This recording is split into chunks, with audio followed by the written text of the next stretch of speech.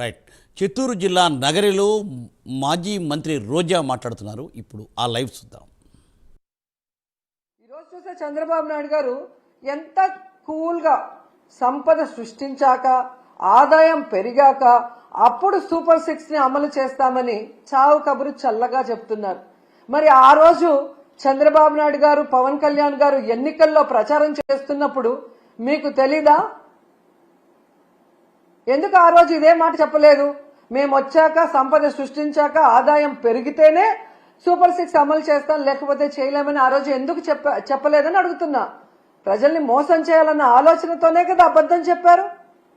మళ్ళీ మీరు చూస్తే చాలా ఎటకారంగా చంద్రబాబు నాయుడు గారు, మీరు కూడా వినుంటారు, పెద్ద గొంతేసుకొని చెవిలో మైక్ పెట్టుకొని తమ్ముళ్ళు బటన్ నొక్కుతాడంట జగన్మోహన్ రెడ్డి.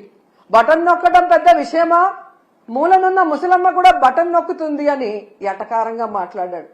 మరి మీకు కూడా 73 ఏళ్లు పూర్తయ్యాయి కదా, మూలనున్న ముసలమ్మ బటన్ నొక్కగా లేంది 73 ఏళ్ల ముసలోడివి మీరెందుకు నొక్కలేకపోతున్నారు ఆ బటన్ అని ముసలోళ్ళందరూ గుసగుసలాడుకుంటున్నారు.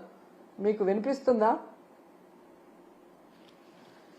అసలు డిప్యూటీ సీఎం పవన్ కళ్యాణ్ గారు అయితే ఏకంగా బాబు గారి హామీలకి నాది గ్యారంటీ, బాబు గారు చెప్పే ప్రతిదీ అమలు చేసేది నాది వారంటీ, ఆయన చేయకపోతే నేను ప్రశ్నిస్తాను అని మాట్లాడారు. మరి ఈరోజు పవన్ కళ్యాణ్ గారు ఈ సంవత్సరం ఇవ్వాల్సిన తల్లికి వందనం, రైతు భరోసా, నిరుద్యోగ భృతి, ఫ్రీ బస్సు, ఆడబిడ్డ నది ఎవరిస్తారు? మీరిస్తారా? చంద్రబాబు నాయుడుతో ఇప్పిస్తారా? మరి ఇంతవరకు ఇవ్వలేదు కదా. మరి ఎందుకు మీరు ఈ కోట్లాది మంది ప్రజల తరఫున నిలబడి చంద్రబాబు నాయుడిని నిలదీయట్లేదు? ఏం అడ్డం వస్తుంది మీకు అని ప్రశ్నిస్తున్నా. ఈరోజు ఎంత దారుణంగా తయారయ్యారంటే,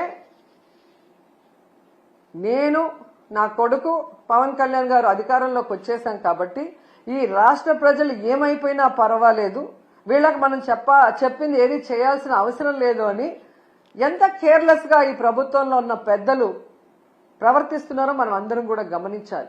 ఎన్నికల ముందుకి ఎన్నికల తర్వాత వాళ్ళ ప్రవర్తన ఎలా ఉంది అంటే, ఎన్నికల ముందేమో బాబు షూరిటీ భవిష్యత్తుకు గ్యారంటీ, కానీ ఈరోజు బాబు షూరిటీ చీటింగ్ గ్యారంటీ.